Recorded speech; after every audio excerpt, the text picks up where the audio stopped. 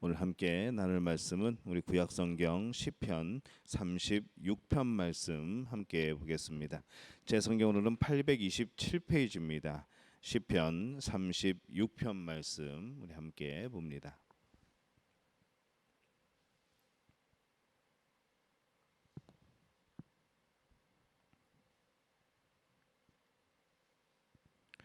시편 36편 말씀 우리 한 목소리로 함께 봉독하겠습니다.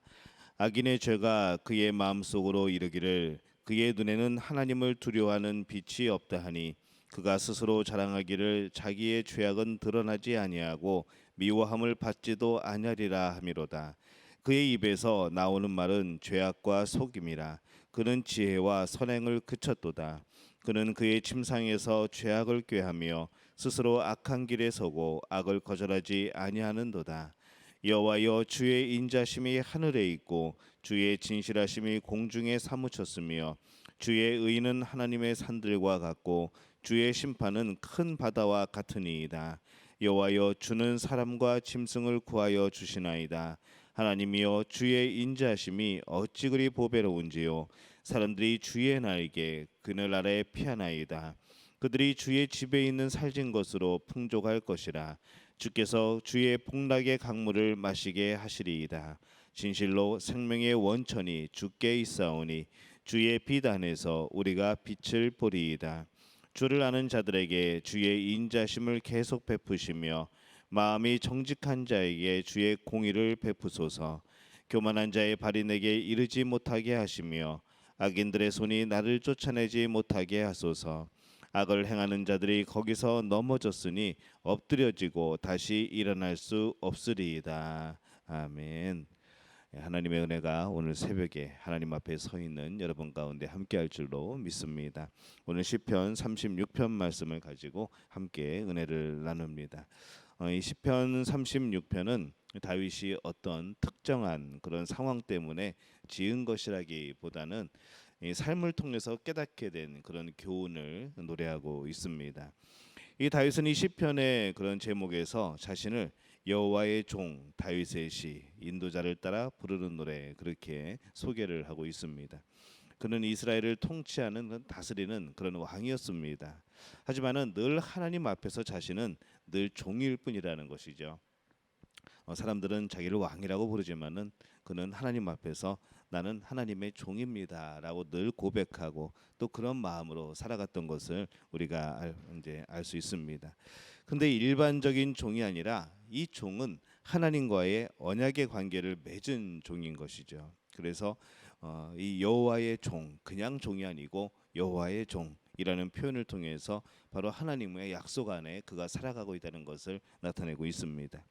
이 다윗은 하나님의 인자심을 찬양을 합니다. 그리고 이 악인들의 악행으로 이 하나님의 언약의 백성이 겪어야 되는 그런 고난과 어려움들이 무엇인가 그것을 보여주고 있습니다. 그러나 이 언약의 하나님이 인자와 공의를 베푸시고 또 악인은 완전하게 멸망하게 될 것을 그가 말하죠. 먼저 1절에서 4절에 보면은 이 죄인의 어리석음의 모습에 그런 것을 그리고 있습니다. 이 다윗은 죄인들의 어리석음을 보면서 탄식을 합니다. 그들의 잘못된 생각이 그들에게 어떤 치명적인 결과를 가져올지 그것을 말하고 있는 것이죠. 1절에서 4절에 그런 죄인들의 특징을 묘사를 하죠. 어쩌면 이 다윗은 우리에게 이러한 모습이 없는지 돌아보라라고 하는 그런 권면을 하고 있는 것 같기도 합니다. 그래서 1절에 보면은 죄인들의 첫 번째 특징은 하나님을 두려워하지 않는 것. 또 2절에서는 자신의 죄가 드러나지 않을 것이라고 확신하고 있는 것. 그리고 세 번째 3절에서는 입술로 죄와 거짓을 말하고 선을 행하지 않는 것. 또 네 번째는 이 4절에서 죄악을 거절하지 않을 뿐만 아니라 침상에서까지 악한 일을 계획한다는 것. 이런 모습을 통해서 이 하나님을 두려워하지 않는 사람들의 모습을 그려나가고 있습니다. 우리가 여기에 속해 있는 것들이 있을까요? 우리가 죄가 하나님 앞에서 드러나지 않을 수가 없죠. 하나님을 두려워한다고 한다면은 우리가 죄를 짓기가 어렵습니다. 또 입술로 죄와 거짓을 말하고 선을 행하지 않는 것, 또 죄악을 거절하지 않는 것도 이 하나님을 두려워하지 않고 악인들의 모습 속에 속합니다. 우리가 이런 일들은 없는지, 이런 모습은 아닌지 늘 돌이켜 보며 하나님 앞에서 온전하게 살아가는 우리 모두가 되었으면 좋겠습니다. 이 죄인들의 생각은 완전히 잘못된 것입니다. 그렇기 때문에 이 다윗은 어리석은 죄인들의 생각과 그의 삶에 대해서 안타까워하면서 탄식을 하는 거죠. 무엇인가 이런 것을 나열하고 그것에 대해서 설명을 할 때는 너네는 이런 죄인이니까 죽어야 돼, 이게 아니라 그 이면에는 항상 하나님의 말씀의 이면에는 돌아오라고 하는 메시지가 있습니다. 너희들이 죄를 지었으니까 분명히 사망은 사망이지만 멸망할 것이지만은 만약에 이것을 읽는다면, 이러한 살 길이 있는 것을 안다면, 깨닫게 된다면은 하나님께 돌아오라고 하는 그런 권면이 항상 그 안에 있는 것이죠. 공의이지만은 그 뒤에는 항상 사랑이 있다는 것을 늘 기억을 하시기를 바랍니다. 그리고 누구도 그러한 죄의 길에 서지 말 것을 그래서 경고를 하고 있습니다. 계속 시편 1편에 나오는 그러한 것들에 대해서 설명을 하고 있는 것이죠. 또 5절에서 9절까지 보면은 그 반에서 하나님의 인자하심은 어떤가, 이것에 대해서 찬양을 합니다. 갑자기 초점을 바꾸죠. 그래서 하나님을 찬양하는 것으로 바꿉니다. 어떤 학자는 이 부분에 대해서 악인의 길을 따르지 않는 의인의 신앙 고백이라고 그렇게 부르기도 합니다. 하나님을 두려워하지 않고 죄악을 거절하지 않는 것이 악인의 특징이라면, 이 하나님을 찬양하는 것은 의인의 특징이라고 말할 수가 있습니다. 왜냐하면 죄인의 입술에서 찬양이 나올 수가 없는 것이죠. 다윗은 먼저 하나님의 인자하심, 진실하심을 5절에서 찬양을 합니다. 이 진실하심이라고 번역된 이 말은 신실하다, 확고하다라는 그런 뜻을 담고 있습니다. 그 진실하신 하나님, 또 인자하신 하나님이 신실하다는 사실, 그 인자가 그냥 기분에 따라서 우리처럼 막 때에 따라서 좋았다가 싫었다가 그러는 것이 아니라 항상 신실하다는 거, 믿을만하다는 거, 그렇게 인자심이라고 표현을 하는 거죠. 이 사실이 우리에게 얼마나 큰 위로가 되고 격려가 되는지 모릅니다. 우리는 늘 변해가는 것에 익숙해져 살아가고 있습니다. 모든 것이 자꾸 변해가다 보니까 자꾸 규칙도 바뀌고 법도 바뀌고 여러 가지들이 바뀌다 보니까는 우리가 그것을 믿을 수 없는 그런 자꾸 상황들이 생깁니다. 사람들도 그렇죠. 서로 믿고 신뢰했는데 배신을 당하는 경우들도 많고, 정말로 믿었던 친구인데 또 의견이 안 맞고, 때로는 정말 그에게서 그런 진실을 발견할 수 없는 그런 경우들도 또 만나기도 합니다. 그러다 보니까는 자꾸 변하는 것 속에서 우리가 늘 추구하고 갈망하는 것은 바로 진리, 진실이라는 것이죠. 근데 이 세상에 과연 진리가 있을까라고 생각해 보면은 없는 것 같습니다. 있다면은 한 가지밖에 없지요. 하나님 말씀만이 진리인 줄로 믿습니다. 그것이 진실인 것이죠. 그래서 우리가 하나님 말씀을 기준으로 삼고 그것을 진리로 믿고 그렇게 살아가는 것이 얼마나 복되고 위로인지 모릅니다. 하나님의 약속은 변치 않는다는 겁니다. 어떤 상황에서도 그 약속은 이루어진다는 것이죠. 여러분에게 이 하나님의 말씀, 인자심과 진실하심이 여러분에게 위로와 격려가 되시기를 바랍니다. 이 하나님을 의지하는 사람들은 모두 주의 날개 아래, 그늘 아래로 피할 수 있는 그런 사람들이라 말씀을 합니다. 그 날개, 그늘 아래에서 풍족하게 되고 하나님이 주시는 복의 강물을 마시게 될 것입니다. 이 다윗은 어리석은 악인들과는 달리 하나님의 인자하심을 믿고 의지하는 그런 의로운 자들이 이런 은혜를 누리게 될 것이라 그렇게 믿음으로 노래를 하는 것이죠. 이 노래는 하나님의 백성이 이 땅에서 우리가 또 부르고 있는 그런 노래입니다. 장차 많은 하나님의 자녀들이 더 크게 부르게 될 그런 노래입니다. 10절과 12절에 보면은 인자와 공의를 구하는 기도를 시작을 합니다. 이 다윗은 주를 아는 자들에게 끊임없이 인자심을 베풀어 달라고 간구하고 있습니다. 우리도 그렇게 기도하죠. 우리가 전도의 대상을 삼았을 때, 배가의 기적, 초청할 대상을 삼았을 때에 우리가 계속해서 그들이 하나님의 인자심을 알게 해달라고, 하나님을 만나게 해달라고, 정말 그 하나님의 사랑을 경험하게 해달라고 기도하는 겁니다. 마찬가지로 이 다윗이 주를 아는 자들에게 끊임없이 인자심을 베풀어 달라고, 그들을 위로하고 격려해 달라고 하나님께서 그렇게 해달라고 그렇게 기도하는 것이죠. 여기서 이 아는이라고 번역된 단어는 단지 머리로만 아는 그런 지식적인 것이 아닙니다.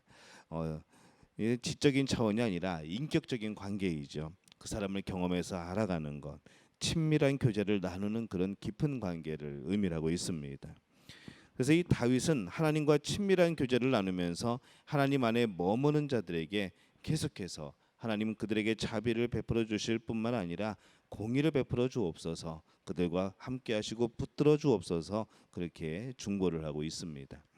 이 공의로우신 하나님이 계시기 때문에 교만하고 악한 자들은 그들의 뜻을 이루지 못할 것이라 말합니다. 또 그들은 넘어져서 다시 일어나지 못할 것이라고 12절에 말씀을 하죠. 11절에 다시 보면은 결코 주의 백성을 해하지 못할 것이라는 그런 확신을 다윗은 가집니다. 그래서 하나님을 힘써 알아가는 것, 바로 하나님을 힘써 알게 될 때에 그 가운데서 우리는 하나님의 이런 신실하심, 진실하심, 인자심을 경험하게 되고 또 그 하나님을 의지하여서 우리가 위로와 힘을 얻게 됩니다. 바로 이 모습처럼 우리도 살아가시기를 바랍니다. 때로는 우리가 이 사망의 음침한 골짜기를 걸어간다고 할지라도 해를 두려워하지 않을 수 있는 유일한 이유를 발견하는 겁니다. 그 이유가 뭘까요? 우리가 바로 하나님의 인자하심, 신실하심 안에서 살아가는 하나님의 자녀이기 때문에 그렇습니다. 이 공의로우신 하나님이 공의로 다스리고 계시기 때문에 악인들은 절대로 승리할 수 없습니다. 그 악인들이 의인을 쫓아낼 수 없습니다. 교만한 자의 발이 우리에게 이르지 못합니다. 그것이 공의입니다. 우리의 삶의 결과는 하나님에 대한 믿음, 또 하나님과의 동행의 여부에 달려 있습니다. 악인처럼 죄에 무뎌지지 않고 하나님을 아는 지혜를 갖는 것, 하나님의 지극한 은혜를 깨닫고 느끼는 그런 영적인 감수성을 잃지 않는 것, 또 죄를 심각하게 여기고 하나님의 인자하심을 민감하게 느끼고 깨닫는 성도, 바로 이것이 우리의 모습이 되어야 될 줄로 믿습니다. 오늘 우리가 시편 36편을 통하여서 우리에게 인자와 공의를 베푸시는 이 아버지 되신 하나님을 찬양하고 또 그분과 동행하는 믿음의 그런 가족들, 또 오늘 하루가 되시기를 예수님의 이름으로 축원합니다. 제가 오늘 말씀 우리말 성경으로 한번 읽어보겠습니다. 악인의 죄악이 내 마음에서 말하기를 자기 눈앞에는 하나님을 경외하는 마음이 없다고 합니다. 자기 범죄가 드러나지 않을 것처럼 눈에 자기밖에 보이지 않는 듯 우쭐대고 있습니다. 그가 하는 말은 죄악과 속임수니 지혜롭거나 선하기는 다 틀렸습니다. 그는 잠자리에 누워서도 음모를 꾸미고 스스로 좋지 않은 길에 발을 내디디며 악한 것을 싫어하지 않습니다. 오 여호와여, 주의 인자심이 하늘에 있고 주의 신실하심이 구름까지 닿습니다. 주의 의는 거대한 산과 같고 주의 판단은 크고 깊습니다. 오 여호와여, 주께서 사람과 동물을 모두 돌보십니다. 오 하나님이여, 주의 변함없는 사랑이 얼마나 소중한지요. 사람의 자손들이 다 주의 날개 그늘 아래 피합니다. 그들은 주의 집에 기름진 것으로 배부를 것입니다. 주께서는 그들에게 주의 기쁨의 강물을 마시게 할 것입니다. 생명의 샘물이 주께 있으니 주의 빛으로 우리가 빛을 볼 것입니다. 오 주를 아는 사람들에게 주의 사랑을, 마음이 올곧은 사람에게 주의 의를 베푸소서. 오만한 사람들의 발이 나를 쫓아오지 못하게 하시고 악인들의 손이 나를 제거하지 못하게 하소서. 범죄자들이 넘어져 있습니다. 저들이 엎어졌으니 다시 일어서지 못할 것입니다. 아멘. 오늘 이 말씀을 가지고 힘을 얻고 위로를 얻고 하나님 앞에서 더욱더 신실하게 살아가는 우리의 모습이 될 줄로 믿습니다.